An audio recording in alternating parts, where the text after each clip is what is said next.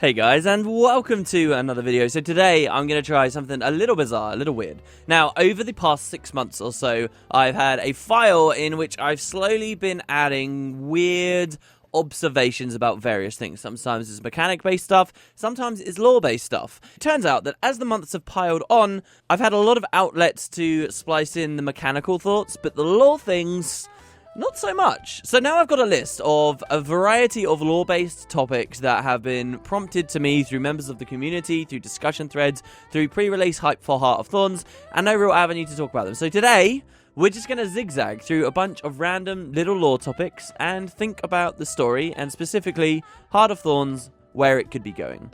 Now, the question was put to me today on the stream, who my favourite Elder Dragon would be for us to fight last. And that's an interesting one, because I am of a split mind about who the most badass dragon should be. Obviously, we want to save best for last, no? But then who is the best? Is it Mordremoth, who was the most recent to have awoken? Probably not, but there are some supporters of that camp. See, what you tend to find with the Elder Dragons is when they wake up, they go through an incredible amount of activity and change the world in a very large way. So, Zaitan woke up and raised awe. Jormag woke up and created these blizzards, and we have the glaciers and the giant lake that had appeared in the northern Shiver Peaks.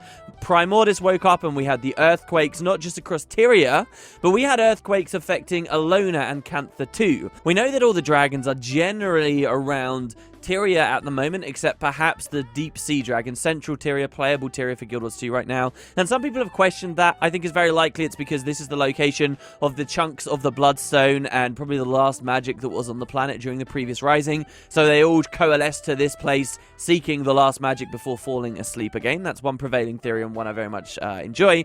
But we have all the dragons around here, and the effects of Primordus weren't just felt around here, they were felt as far south as Cantha. Now, in theory, the awakening of some of the other dragons could have been felt in those regions too, but this is the only main example we've heard of, namely the Deep Sea Dragon. So back to Mordremoth here. Mordremoth just woke up. Everyone did something interesting or major when they woke up. Kraukatoric flew south, created the Black Brand, and so forth. So Mordremoth's in a very threatening position, and potentially the effects of his awakening, no matter what we do as the Pact, could be felt as far south as Alona or Cantha. And then isn't that a great segue for the franchise to then move to those regions? That's perhaps a bit of an aside, though. The question is that does this make him the most badass one because he's in this active stage? Well, maybe this doesn't matter, considering we can't have him last anyway, we're having him second. Another big one that a lot of people like the idea of is the Deep Sea Dragon. Why? Because the Deep Sea Dragon is still so shrouded in mystery. Once upon a time, at the release of Guild Wars 2, there were two very mysterious dragons. There was the Deep Sea Dragon, who we knew existed and had been spoke of in lore. The lore specifically says, for what it's worth, guys, that though we, the players, know about its existence, because we had this article that talked about it, actually, for many of the races of the world, they don't know about its existence. Like, they generally knew of the Elder Dragons as these far-flung things, these entities that weren't huge threats. And you'll see threads of that story in early personal story stuff. You know, you have to convince people that the Elder Dragons are a threat at all in some cases. And for the Deep Sea Dragon, it goes one, level beyond that. A lot of people don't even know it exists. It's more when you start to interact with the Crate and the Quaggan and so forth, that it seems like there's something malevolent in the oceans. And then finally, of course, the tidbits we find, for example, at the Crucible of Eternity, or the Asura Lab above Crucible of Eternity in Mount Maelstrom, where there is an event dedicated to each of the dragons, and the Inquis are trying to harvest energy from a 6th dragon. And we don't know what that could be, but it's like a watery chamber, and their specimen has slipped through their fingers, I believe is the story. So there was a time at launch where we had a very mysterious 5th Elder Dragon, the Deep Sea Dragon, who we knew was out there, but didn't really have much of a name. And then we had the theories. The mere theories and the strings of text, the combat log, again in Crucible of Eternity, speaking of something called Mordremoth, and the idea that perhaps, somehow, the Sylvari are linked to a 6th Elder Dragon, and, this was a theory that I'd even done a video on before the launch of Guild Wars 2, about a month before Guild Wars 2 came out. We ended up doing a theory on that, and that ended up true. So, we used to just think it was 4 dragons, really, with one mysterious one. Now we know it's 5, and a mysterious one. And while you might have expected the Deep Sea Dragon to become the more well-known one, he's not. Not really. Mordremoth became the more well-known one, and the deep sea dragon remains that deep mystery. So the fear that could perhaps be connected with him and the depths and the just enormity of him. You know, we think about Tyria, if we think about the real world, 75% of the planet is made of water. For ancient civilizations, the great oceans, never ending with like perhaps infinite depths too, were the inspiration for many myths and tales of deep sea creatures and krakens and so forth. And there's a real terror there, and there's even a name for this phobia that I really enjoy. And I think the deep sea dragon, because it has that mystery and that fear element to it, could be really interesting. Does that make him the most badass? Well, I say no to all of those so far. For me, it comes down between Primordus and Kralkatorrik. The case for Primordus is that he was the first. He was the first to awaken, so he's been feeding on magic the longest. He'd fed on enough magic to feel like he needed to awaken for the longest. His name even, we don't really know why the dragons are named what they are, but the fact he's called Primordus suggests that he's not just the first to awaken on this cycle, but perhaps he's the first to awaken through multiple cycles. And perhaps but he has so much energy because he could have even been the last to fall asleep and he absorbed the magic of everyone else, and that's why he has so much in him and he can wake up so much faster. That makes him, to me, incredibly badass. You also have the fact that he kicked this off back in Guild Wars 1. And when you look at the franchise as a whole, he is more Guild Wars in general, and he's been with the players for longer in general, and the Destroyers have been with the players for more time than any of the Elder Dragons. You can make the case that each dragon is only tied to each race, sure, and you would tie Primordus then to the Asura, because the Asura were living underground where he's based, and they were pushed out. But actually, if you look at the story of Eye the North, and if you look at many of the dragons, really they're impacting all the races, right? Like, all you have to do is look at Zaitan and the way that all the races joined up in the Orders, and all the Orders joined up into the Pact to really see that. And Mordremoth the same. We even had a part of Season 2 of The Living World dedicated to the 5 races coming together. So really, I think Primordus could be a huge threat for everyone. If we look again at the realms that these dragons can affect, you've got the deep sea dragon, may not be such a threat because really he's just hanging around a lot of the waters, right? And who's to say he can actually get out and influence us a lot on land?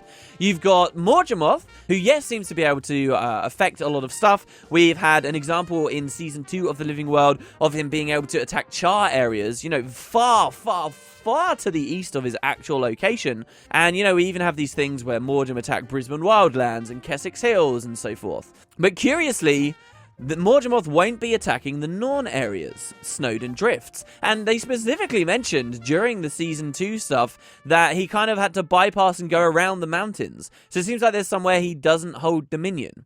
Well, if you look at Primordus is underground. He could be below your feet at any time. He could have been behind the Great Collapse in Divinity's Reach. Either that or there's some political intrigue there. And at any moment, in any of these stories, any point in Heart of Thorns, the ground could cave away, an army of destroyers could burst forth, and new varieties of destroyers at that we haven't seen before and could be exciting for what it's worth, and he could be a real threat. Don't forget that one of the main biomes in Heart of Thorns is the roots. So he's case number 1. Case number 2 for the final Elder Dragon to fight would be Kralkatorrik to me. And this is because Kralkatorrik to me is kind of the opposite of Primordus. At launch, alright, let's ignore the Deep Sea Dragon and let's ignore Mordremoth. At launch, they definitely set up this thing where it was like, Primordus was the oldest and the first, and Kralkatorrik was the newest to have awoken. And because he's the newest to have awoken, he's affected the characters we know now more than any of the other dragons. If we are to care about Destiny's Edge and Snaff and everything that happened between them, if we are to care about Glint's offspring and the Zephyrhites to an extent also, and Glint herself, who was slain by Kralkatorrik, it kind of points a lot of stuff towards that dragon. And I wouldn't mind, given how intimidating he is, how well he's written in one of the books, how recent a lot of his activities have been, I wouldn't mind if he was the last one that we fought too. Moving on to another topic that I really have no appropriate segue for, that's kind of the theme of these videos. There was an interview that I haven't discussed on the channel, I believe so far, in which it was confirmed that Sylvari, including your player character, can be turned by Mordremoth. Now, we've got a couple of quotes from the devs that say that if you're playing a Sylvari character, things will be different. We've even seen that in action in the one personal story quest that we've had so far. There is a big difference between if you're playing a Sylvari in that first one, between other characters. Chief among these differences is the fact that Sylvari players hear Mordremoth. So they've set up this idea that Mordremoth is constantly calling to the Sylvari. And there is this idea that it's the weak Sylvari, it's the weak-willed or the damaged or the broken Sylvari, the Sylvari cut off from the protection of the Pale Tree like the Soundless, as Scarlet was, essentially, as Erin was. These Sylvari are the ones at most risk. And so all Sylvari are hearing Mordremoth's call, and eventually some of them will give way. Where this leaves the Nightmare Court is rather unclear. I hope it's somewhere more interesting than just, oh, all the Nightmare Court have become friggin' Mordremoth's minions. That would kind of suck. And especially for Foulane's story and Kaith's story, as it is so heavily entwined in hers, I think that would suck too. I want to see the Nightmare Court at least react in an interesting way to what's happening with Mordremoth, but instead of just immediately saying, oh yeah, we're evil, we just like this is what we always wanted the whole time. That would kind of suck. I always viewed the Nightmare Court, guys, as not, oh, we hate the Pale Tree and we want to kill everything all the time. Not so much. Their primary motivation isn't necessarily hatred, okay? And unfortunately, the game is a bit poor at delivering nuanced stories, but I do think there's a nuanced story with the Nightmare Court. And truly, what the Nightmare Court stands for is the Sylvari being free. Because when you get a hive mind-ish race like the Sylvari, and something that's so heavily dictated by the Pale Tree, eventually you're going to want to rebel against that. You know, like the founder of the Nightmare Court, Cadian, he founded it because the Pale Tree was saying stuff that's essentially illogical to him, you know? Big questions that there's no real right or wrong answer to. So there was this idea of Crate. And Crate are evil and they're murderous and they're the most straight-up villainous evil characters this franchise has ever seen, really, in the writing at least. There is like nothing redeemable about these guys. And you have the Pale Tree saying all things have a right to grow. Just arbitrarily, it would seem, because that's what Ventari believed. And Ventari had a tablet, and the Pale Tree kind of agreed as it was being nurtured. And then you have Cadian, and it's like, all right, well, so we've got this idea of these Crate eggs. They don't even think or feel or breathe at the moment. We could destroy these eggs, and we can prevent mass slaughter and horrible things in the future. But the Pale Tree just blanketly is saying, no, don't do it. Everything has a right to grow. Don't do it. No, don't. No. And it's pretty agreeable for Cadian to then want to rebel. And so the idea of the Nightmare Court isn't, oh, we want to be evil and we want to side with the Elder Dragons. They don't want to be ruled. They don't want to be dictated by something else. And moving from the Pale Tree, swapping one master for another in Mordremoth is not something I think I want to see them do in the story. Foulane is now the leader. And what I want to do is I want to see her stand firm about that. It just so happens that the Nightmare Court also believe in, you know, this darker side to the dream. This nightmare that exists in the dream. And they try to bring the nightmare in the dream out. And they do this by torturing other living creatures and creating horrible, especially Sylvari, horrible experiences that get fed back into the dream, generate more hate, and then essentially recruit more people to their cause. It's a cool story.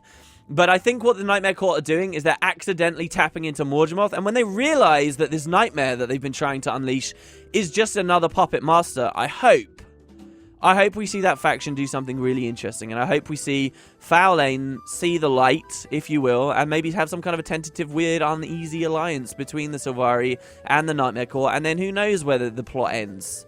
That's the way I'd like to see that written. But as it goes so far, given what they did with the dungeon story at launch, I'm just as likely to expect us have, you know, a raid or something, some random instance where Foulane's a random boss with 2 lines of dialogue, just as Cadian was, and we'll kill her and she'll randomly die and there'll be barely anything paid in attention. Alright, maybe I'm exaggerating, but let's just hope this story goes in a good place. Specifically on the idea of the Sylvari, the player character turning, it's one of those statements from the dev that sounds kind of markety, like, oh, sure, that could happen, but, you know, it's actually not. Of course, it's not going to happen. I think a really interesting twist thing we might see in Heart of Thorns, or again, I'd like to see them dive into that. Prove to us that anything can happen in the story, and what I'd like to see is maybe we do turn. Don't forget, alright, and this is very important, that dragon corruption is no longer the be-all and end-all. It used to be, and that was a big defining part of why the Elder Dragons were such a threat, because as they expanded their territory, they corrupted incurably those who were in their path. And for Zaitan, that was basically zombies, right? But very importantly, in Ara, they did something huge. They told us that dragon corruption could be reversed by using the Altar of Glorst in Ara.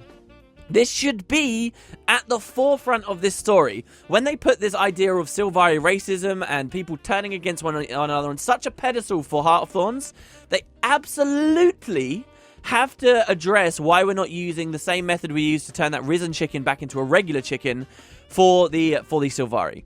And so should they at least remember they did that story, and that does become a part of the Heart of Thorns story, and we have this as something to talk about, they could totally have a quest or two where if you do it as a Sylvari, you feel the pool get worse and worse and worse and worse, and maybe you are corrupted for a little while, but then you know, the Priory or some other specific cool important character that's been out of the picture for a while comes along and you wake up suddenly and you come back to your senses and you're at the altar of Glorse once again. That'd be fantastic. Because again, don't forget, though we're only getting 4 jungle maps, absolutely all of the story should take place all around the world. And why not have some of the story take place in what was once just a dungeon explorable? You know, wouldn't it be cool if we got to go back to Ascalon Catacombs too while we're at it, or anywhere else, as long as there's good reason for us to do so. The next thing that I really do want to talk about is Lion's Arch and this big attack that will be coming on Lion's Arch soon. Now, in a recent video, I've talked about how badly I would like to see Lion's Arch survive and stand firm against a large attack, because then we can truly see it as this powerful and interesting place, right?